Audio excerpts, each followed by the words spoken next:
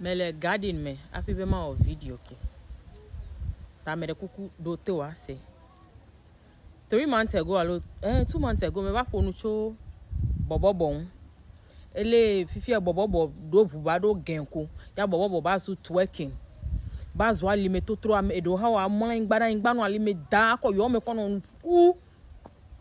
Akwa be amegero me senye angomo. Mi ano video kwide wo video cho bobobo de be chan bobobo ndo duwa ne fine ka ke fifi me nya chokwele ejiyo video mi ola e attract amegero ba comment sharing the same plight with ebe yo kra yo me bale gomeso ebe bobobo nuno la da lo ha bobo de wa me de kra va edm e ko na fine ga ke meje manya ha bobo to mi be o meja gbagba meje wa yo dm de je wo cha wa yo platform here wa educate amewe maybe we are having the bad perception that all they go mega ke meje manya wa nya bede. I watch a bobobo video you meje ma ko page called that if because you already be ma promote open page now free o. Secondly you meje ma increase open likes o. Thirdly you may have an advertisement to you may post book okay. If you know the page I'm talking about no yila no check open video me I think Adelia or Satonlia wakpo the video na se mi no vitu kwe ha ko alo vinye ha ku which is 12-13 years choku vitu kui la limetro le delegate plus fia fon ku me vede o le fans ne me ko video ajin de kai vanyeta mebe this is under age we are talking about under age ko bobo ko le pe tro la lime dade ya me and those kind of uncultured things si ke mia vino mia be witness be fifi defilement play rape nya ko ba sugbo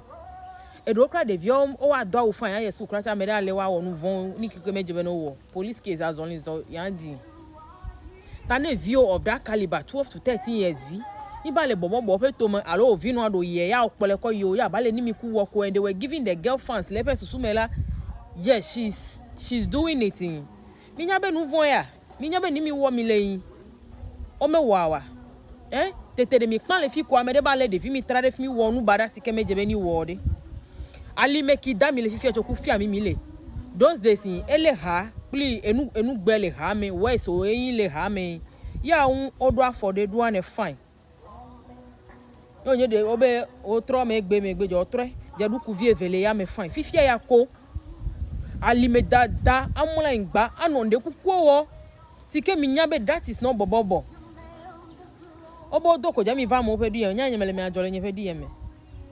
onye mi awe play data na mure mele me ajole me pe di me but please you guys should stop it mi le bobobo gbele that is not bobobo which you fully know be menye bobobo emi o even no nya pese kra ni mi ku wo mi le annually me da de mi da la abe nya kra cha be mi ga la gbeten do because de mi la gbeten do mi apopo ma no fufu sigbo menye mi afa gude poko mi akokoli kokukoli me ko anu ni mi ku owo Jolly fans na mi bo we pe o 3 ali melo do wa sike fully knowing wo be menye bobobo emi ya ka ijo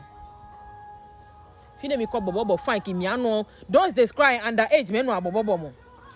menye fifi kra bobobo ba bobobo de buva gen ko ya ba su twerking bobobo those days under age o ma no bobobo mi anu ha ku ya no abobobo me anu cho de carry ka ja mi ato o le era lele megbe with their base je wanya le chocho fifie kwa under age vi tukui ano bobobo me obe no do ma do mi de kuku na mi amerika mele jire wo pere mi ati amerika mele yan he pere mi ati mi gbugbo kwa mi afo bobobo cover unless be mi name mi be twerking group ga ke so far as mi nya attach bobobo de mi afo nu ko mi de kuku mi nya be business ko mi le business ye bobobo yo cho wo he feta business ko le ga ke mi de kuku mi protest mi apo bobobo kinami in as much as you are using it for business mi de kuku na mi america mele ya hekpera america ti o mi de kuku bring back the old bobobo ni mi ato ko cho diaspora he vapede